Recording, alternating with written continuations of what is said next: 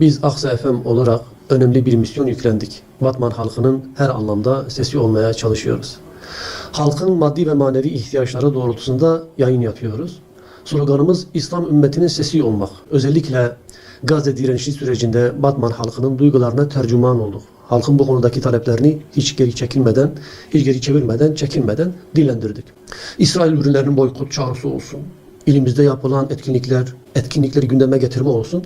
Daha birçok konuda halkımızın duygularına tercüman olmaya çalıştık. Toplumda manevi değerlerin güçlenmesi konusunda da ciddi bir programımız var. Radyomuzda İslami hassasiyetlere azami dikkat ediyoruz. Aile eğitiminden Peygamberimizin siyer ve örnek ahlakı, peygamber kıssaları, Kur'an ayetleri ve emirlerine önem verme, sünneti yaşama, toplumun örf ve değerlerine saygıyı esas alıyor. Yayınlarımızda çocuklara, gençlere, bayanlara, yaşlılara ve her kesime yönelik programlarımızın yanı sıra ilahi ve ezgilerle de dinleyicilerin karşısına çıkıyoruz.